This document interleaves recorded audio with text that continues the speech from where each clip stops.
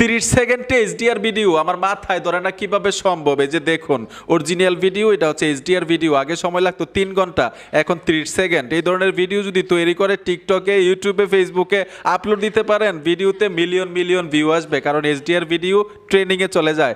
আসেন দেখে আসি কিভাবে এডিটিং করতে হয়। এর জন্য ছোট্ট একটা অ্যাপ্লিকেশন লাগবে। গুগল ক্রোমে চলে আসবেন, সার্চ বক্সে লিখতে হবে উইগুকাপ, উইগুকাপে চলে আসবেন।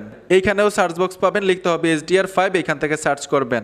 এই পোস্টের উপরে টাচ করতে হবে, তারপর নিচে চলে আসবেন। এইখান থেকে কিন্তু খুব সহজে অ্যাপ্লিকেশনটা ইনস্টল করতে পারবেন। এইখানে লিখে আছে HDR ভিডিও, টাচ করলে কিন্তু অ্যাপ্লিকেশনটা ইনস্টল হয়ে যাবে। কিভাবে এডিটিং করতে হয় আমি দেখাচ্ছি।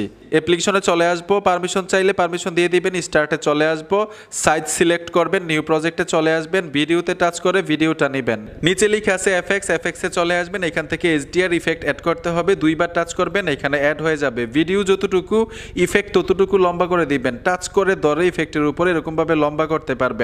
তারপর ব্যাক চলে আসবেন। আপনার যদি ইফেক্টের কালার আরও বেশি দরকার লাগে, আবার এফএক্সে চলে আসবেন, HDR ইফেক্ট আরেকবার অ্যাড করে দিবেন, মানে দুইবার অ্যাড করলে কালারটা একটু সুন্দর দেখায়। ঠিক এরকমভাবে ভিডিও যতটুকু ইফেক্ট ততটুকু লম্বা করে দিবেন। ব্যাক চলে আসবেন, ভিডিওটা সেভ করে গ্যালারিতে নেওয়ার জন্য ছোট্ট একটা বিজ্ঞাপন দেখতে হবে। বন্ধুরা আশা করি বুঝতে পেরেছেন। ভিডিওটা দেখে যদি একটু উপকার হয়ে থাকে সাথে থাকবেন। দেখা হবে নতুন ভিডিওতে। আল্লাহ হাফেজ।